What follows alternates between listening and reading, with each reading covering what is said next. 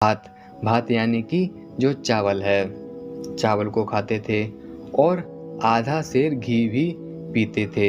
यह दोपहर का भोजन है। आधा सेर घी पीने का मतलब ये है कि लगभग आधा किलो जो घी होता था वह राममूर्ति जी पीते थे। अब दोपहर के भोजन के बाद रात के भोजन के बारे में यहाँ पर लेखक बताते हैं। तो रात को राममूर्ति जी थोड़ा सा भात खाते थे, उसके बाद दही खाते थे और आधा सेर बादाम, मतलब कि जो बादाम का जो शरबत होता है उसको खाते थे तथा 2 सेर मलाई में सोने के अर्घ को खाते थे। 2 सेर मलाई यानी कि इसमें भी 2 किलो के आसपास जो मलाई है उसको हमारे राममूर्ति जी ग्रहण करते थे। ये जो आधा सेर जो ऊपर मैंने बादाम बताया है यह शरबत नहीं है। यहाँ पुस्तक में सिर्फ आधा सेर बादाम लिखा हुआ है। शायद राममूर्ति जी आधा सेर बादाम खाते थे। तो इस तरह से ये जो राममूर्ति का ये जो भोजन है यह यहाँ पर जो लेखक प्रकाश चंद्र यादव हैं इस भोजन को बताते हैं। तो फिर अब प्रश्न यह आता है कि क्या राममूर्ति जी सच में यह भोजन खाते थे? क्योंकि इसके अलावा जो स्वामी जी ने जो एक वीडियो बनाई है उसमें राममूर्ति जी का भोजन अलग बताया गया है और इसमें राममूर्ति जी का भोजन अलग बताया गया है। तो हम कह सकते हैं कि राममूर्ति जी का यह जो भोजन है यह गामा के भोजन से तो लाख गुना ठीक है। गामा के भोजन में भोजन की बहुत ही अधिक मात्रा बताई गई है और वहाँ पर यह भी बताया गया है कि गामा जो थे वह हजारों दंड बैठक लगाते थे। लेकिन यह जो राममूर्ति जी का जो इन्होंने व्यायाम बताया है, यदि राममूर्ति जी सच में हजारों दंड बैठक लगाने वाला व्यायाम करते तो फिर उनकी जो डाइट है यह इतनी सिंपल नहीं होती। क्योंकि यह जो यहाँ डाइट बताई गई है यह प्योर वेजिटेरियन है जिसमें दूध, दही, घी और बादाम को शामिल किया गया है। तो फिर मुझे ऐसा लगता है कि यह जो हजारों दंड बैठक करने वाले व्यक्ति जो होते हैं यह इससे ज़्यादा डाइट ले सकते हैं जो यहाँ पर राममूर्ति जी की डाइट बताई गई है। तो फिर यह एक बात का हमारे लिए हिंट है कि ऊपर जो व्यायाम बताया गया है यह सरासर झूठ है। क्योंकि जो सच में 1500 से लेकर 3000 दंड मारेगा, 5000 से लेकर 10,000 बैठक मारेगा, उसके शरीर की पूर्ति तो इतने कम भोजन से हो ही नहीं सकती है। इसलिए यहाँ पर भी हम ऐसा कह सकते हैं कि ऊपर का व्यायाम झूठा बताया गया है। राममूर्ति जी इतना व्यायाम करते ही नहीं थे। यदि कोई व्यक्ति सच में इतना व्यायाम कर रहा है तो फिर उसके शरीर की खपत की पूर्ति के लिए यह जो राममूर्ति का यह जो भोजन बताया गया है यह पूर्ति कर ही नहीं पाएगा। इसलिए यहाँ पर जो राममूर्ति की जो डाइट बताई गई है इस डाइट की तुलना राममूर्ति जी के व्यायाम से तो की ही नहीं जा सकती है। क्योंकि वह कह रहे हैं कि राममूर्ति जी हजारों दंड बैठक लगाते थे, लेकिन सच्चाई यह थी ही नहीं। यदि कोई व्यक्ति सच में हजारों दंड बैठक लगा रहा है तो फिर वह अपनी शरीर की पूर्ति के लिए इससे ज़्यादा भोजन ग्रहण करेगा और वह मांस का भी भक्षण कर सकता है। इसलिए मुझे ऐसा लगता है कि यह यहाँ पर जो राममूर्ति जी की ये जो डाइट बताई गई है यह सही बताई गई है। और तो और मैं आपको एक बात और क्लियर कर दूं कि यदि कोई व्यक्ति शक्तिशाली बन रहा है या फिर वह शक्तिशाली बन गया है तो फिर आज के समाज के जो व्यक्ति हैं उनके भीतर सबसे पहला प्रश्न यही आता है कि भाई तुम्हारी डाइट क्या है, तुम अपनी डाइट के बारे में बताओ। इसका मतलब तो यही है कि सामने वाला व्यक्ति यह सोच रहा है मन में कि यह व्यक्ति डाइट की वजह से शक्तिशाली बना है या फिर डाइट की वजह से हष्ट-पुष्ट बना है। मैं आपको बता दूं कि अच्छी डाइट लेने की वजह से, पौष्टिक डाइट लेने की वजह से व्यक्ति हष्ट-पुष्ट बन सकता है लेकिन अतुलित शक्तिशाली नहीं बन सकता है। इसलिए अपने भीतर से यह भ्रम हटाओ कि इस व्यक्ति ने डाइट क्या ली होगी। यदि आपके भीतर भी यह प्रश्न आता हो कि आखिरकार राममूर्ति जी जो अतुलित शक्तिशाली पुरुष थे यह भोजन कैसा ग्रहण करते थे, तो फिर भोजन में यह आपको बता दिया है कि राममूर्ति जी इन सब चीज़ों का सेवन करते थे। यदि नहीं भी करते हैं तो भी कोई बात नहीं। राममूर्ति जी का जो एक सबसे शक्तिशाली भोजन जो था वह प्राण था। राममूर्ति की सीरीज़ में मैंने एक वीडियो बनाई थी जिसमें मैंने बताया था कि राममूर्ति जी को भोजन ने शक्तिशाली नहीं बनाया था, अपितु जो प्राण को पीने की जो क्षमता है, प्राण को पीने की जो भावना है, उस भावना में उस भावना ने ही राममूर्ति जी के भीतर प्राण को बढ़ाया, जिस वजह से राममूर्ति जी अतुलित शक्तिशाली भी बन गए। इसलिए डाइट के पीछे मत ज़्यादा भागा करो कि यह व्यक्ति इतना शक्तिशाली बन गया है तो फिर इसकी डाइट क्या रही होगी। सबसे मेन बात ये होती है कि जो पुरुष शक्तिशाली बना है, यदि उसकी मांसपेशियां टूट रही हैं, आज के टाइम की मैं बात कर रहा हूँ, यदि उसकी मांसपेशियां टूट रही हैं तो फिर वह उन मांसपेशियों की पूर्ति के लिए, पौष्टिक तत्वों की पूर्ति के लिए एक हाई प्रोटीन वाली, हाई फाइबर वाली डाइट ले सकता है। लेकिन इसके अलावा जो साधारण दंड बैठक कर रहा है या फिर जो राममूर्ति जो व्यायाम कर रहा है असली वाला, उसमें हमें अधिक पौष्टिक भोजन की ज़रूरत पड़ती ही नहीं है, क्योंकि मसल रिकवरी के लिए अधिक पौष्टिक भोजन की ज़रूरत पड़ती है और हमारी यहाँ मसल टूटती ही नहीं है। इसके अलावा भी यदि आप अपनी डाइट अच्छी रखोगे और तो और जो इच्छा शक्ति का प्रयोग करके व्यायाम करता है और तो और प्राण को जो अपनी मेन डाइट बना लेता है, वह अतुलित शक्तिशाली बन जाता है। इसलिए यहाँ पर आपको इस बात की चिंता छोड़ दो कि ये जो मैंने आपको यहाँ भोजन बताया है राममूर्ति जी का, यह सच में राममूर्ति जी का भोजन है या नहीं है। क्योंकि व्यायाम में हमें पहले संदेह था, लेकिन जब से हमने राममूर्ति व्यायाम करा है, हम समझ गए हैं कि असली राममूर्ति व्यायाम धीमा व्यायाम है। इसके अलावा जो राममूर्ति जी की जो डाइट बताई गई है, यह कुछ भी रही हो, मेरे हिसाब से ये ठीक बताई गई है, क्योंकि जो इनकी डाइट बताई गई है यह एक नॉर्मल बंदे से थोड़ी सी ज़्यादा है, क्योंकि राममूर्ति का जो शरीर है ये हष्ट पुष्ट है।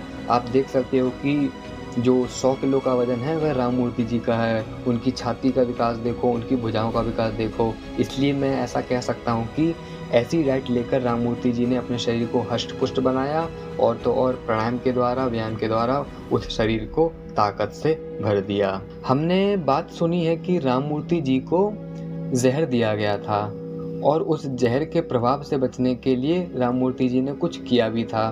तो फिर यहाँ पर भी लेखक जो है राममूर्ति जी के बारे में बताते हैं।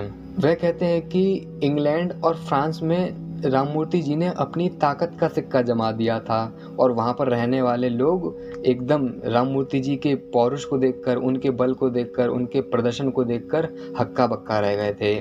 तो वहीं पर जब वह माल्टा द्वीप में गए थे, यह एक विदेश में ही जगह का स्थान है, जब वह माल्टा द्वीप में गए थे तो फिर वहाँ पर राममूर्ति जी को धोखे से 2 बार जहर दिया गया था। इस पुस्तक में बताया गया है कि राममूर्ति जी को 2 बार जहर दिया गया था। यह जहर की मात्रा इतनी थी कि यह एक जो वयस्क जवान जो घोड़ा होता है उसकी भी मृत्यु का कारण बन सकता है। इतना जहर राममूर्ति जी को दिया गया था। लेकिन जब राममूर्ति जी ने यह बात पता चली कि मुझको जहर दिया गया है, तो फिर जहर के प्रभाव से बचने के लिए राममूर्ति जी ने लंगोटा पहनकर 5000 दंड लगा डाले थे। और इसके अलावा इस घटना को यह जो लेखक है यह थोड़ा डिटेल में बताता है, इसलिए इनकी बातों पर यहाँ विश्वास करना पड़ेगा। वह कहते हैं कि राममूर्ति जी ने 5000 दंड लगाकर पसीने के माध्यम से जो विष था, जो जहर का प्रभाव था, उसको समाप्त कर दिया। लेकिन दंड के बाद भी 5000 जो दंड हैं उसको लगाने के बाद भी राममूर्ति जी का जो स्वास्थ्य था वह एकदम ठीक नहीं हो पाया था। इसके अलावा भी वह बहुत दिनों तक खाट पर ही पड़े रहे थे, क्योंकि उन्होंने जो जहर था उसको गलती से पी लिया था, जिसका प्रभाव यह हुआ था कि वह कई दिनों तक खाट पर पड़े रहे थे। तो फिर आपके भीतर एक प्रश्न आ सकता है कि राममूर्ति जी यह जो धीमा व्यायाम है उसको करते थे, लेकिन जब उन्हें पता चला कि उनको जहर दे दिया गया है तो फिर उन्होंने 5000 दंड निकाल डाले। यह भी तो एक बहुत ही मिसकंसेप्ट है कि राममूर्ति जी ने उस समय 5000 दंड कैसे निकाल दिए। तो फिर ऐसा कह सकते हैं कि राममूर्ति जी जो थे वह उस समय के समय से परिचित थे। वह गामा को भी जानते थे और भी शक्तिशाली पहलवानों को भी जानते थे, और वह यह भी जानते होंगे कि यह जो जल्दी लगाने वाला जो दंड है इसमें जो गति है उसमें तीव्र होती है, जिस वजह से शरीर पर पसीना जल्दी आ जाता है। तो फिर पसीने के माध्यम से विष के प्रभाव को ख़त्म करने के लिए राममूर्ति जी ने यह जो दंड वाला जो व्यायाम है, जिसमें वह कहते हैं कि 5000 दंड लंगोटा पहन करके निकाल दिए थे। तो फिर राममूर्ति जी जो थे वह ताकतवर बनने के लिए पपसी वाला व्यायाम करते थे, लेकिन जब उनको पता चला कि उन्होंने विष ले लिया है तब उन्होंने विष के प्रभाव को ख़त्म करने के लिए 5000 दंड निकाल डाले थे। इसलिए यह डाउट हटाओ कि जब राममूर्ति जी धीमा व्यायाम करते थे तो फिर वह 5,000 दंड कैसे निकाल लिए। तो मैंने आपको बताया है कि 5,000 दंड उन्होंने इसलिए निकाले होंगे ताकि जल्दी करने की वजह से उनका जो शरीर है वह पसीने के माध्यम से विष को बाहर निकाल सके। अब यहाँ पर लेखक राममूर्ति जी के उस घटना के बारे में बताते हैं जब उन्होंने छाती पर हाथी को चढ़वाया था। तो कहते हैं कि जो हाथी जो था वह जो तख्ता जो था वह टूटने की वजह से छाती में घुस गया था और छाती में घुसने की वजह से राममूर्ति जी वहाँ पर 3 घंटे बेहोश रहे थे। राममूर्ति जी को वहाँ से हटाया गया और वहाँ पर जब उनको अलग स्थान पर लेटाया गया तो फिर वहाँ पर राममूर्ति जी 3 घंटे तक बेहोश रहे थे। इसका जो था 3 हफ्ते तक इसका इलाज भी किया गया था। राममूर्ति जी को जो चोट लगी थी जो था छाती पर, उसका 3 हफ्ते तक जो था इलाज भी चला था। वह कहते हैं कि राममूर्ति जी के साथ जब यह दुर्घटना हुई थी तो फिर इस दुर्घटना के 1 दिन पहले ही राममूर्ति जी ने स्पेन और लंदन में शक्तिशाली बल प्रदर्शन जो थे उनको लोगों के सामने करके दिखाया था। और उसके अगले ही दिन राममूर्ति जी ने जब ये छाती पर जो हाथी को रोकने वाला बल करतब था, इसमें वह बुरी तरह से चोटिल भी हो गए थे।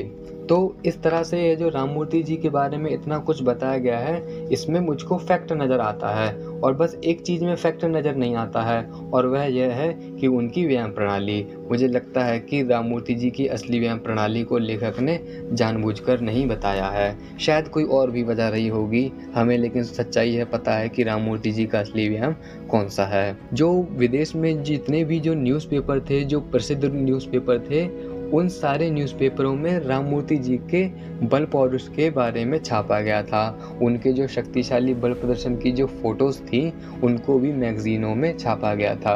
उस समय के कुछ प्रसिद्ध न्यूज़पेपर थे जिसका नाम यहाँ पर लेखक बताते हैं। पहला है मॉर्निंग पोस्ट, दूसरा है डेली एक्सप्रेस, तीसरा है स्टैंडर्ड रिपोर्टमैन, चौथा है हेल्थ एंड स्टेट, पांचवा है डेली मेल, छठा है मिरर। ये जो न्यूज़पेपर के जो नाम बताए गए हैं, इतने सारे न्यूज़पेपर में राममूर्ति जी के बल प्रदर्शन के बारे में बताया गया था कि किस प्रकार से एक भारत का रहने वाला अद्भुत शक्तिशाली पुरुष अपनी छाती पर हाथी को रोक सकता है। और भी जो शक्तिशाली बल प्रदर्शन थे वह राममूर्ति जी लोगों के सामने करके दिखाते थे। राममूर्ति जी जब विदेश में थे तो फिर वहाँ पर राममूर्ति जी के साथ उनके चेले यानी कि शिष्य भी गए थे। तो फिर राममूर्ति जी ने जब उनको विदेशियों को लड़ने की चुनौती दी थी तो फिर वहाँ पर स्विट्ज़रलैंड का एक चेरी प्लैट नाम का शक्तिशाली पहलवान था और डोरिया नाम का भी शक्तिशाली पहलवान था। तो इन दोनों पहलवानों को राममूर्ति जी के शिष्यों ने 4-4 मिनट के भीतर ही हराकर अलग रख दिया था। इस तरह से जो राममूर्ति जी जो थे वह बल के माध्यम से अपनी ताकत का सिक्का जमा रहे थे और वहीं इनके जो शिष्य थे वह पहलवानी में अच्छे पहलवानों को धूल चटा रहे थे। एक बात आती है कि जब राममूर्ति जी जो थे वह सांड के खेल में देखने गए थे कि ये सांड का खेल आखिर होता क्या है, क्योंकि राममूर्ति जी ने इससे पहले यह खेल कभी देखा ही नहीं था। और जब राममूर्ति जी वहाँ उस खेल को देखने गए और उन्होंने जब यह दृश्य देखा कि किस प्रकार से एक सांड को भरे मैदान में लाया जाता है और वहाँ पर एक जो व्यक्ति होता है वह अपनी नंगी तलवारों से उस सांड के टुकड़े टुकड़े कर देता है, ऐसा विभत्स दृश्य देखकर राममूर्ति जी से रहा नहीं गया। क्योंकि जो भारत के लोग होते हैं वह करुणामयी होते हैं, उनके भीतर दया होती है। क्योंकि हमारा तो देश ऐसा है जहाँ पर गायों की और पशुओं की सेवा की जाती है, इसलिए राममूर्ति जी ने जब यह दृश्य देखा कि जो हमारे महादेव की जो सवारी जो सांड यानी कि जो नंदी होते हैं उसको कितनी बुरी तरह से यह व्यक्ति जो है अपनी तलवारों से काट रहा है, और राममूर्ति जी ने जब यह दृश्य देखा तो फिर उनसे रहा नहीं गया।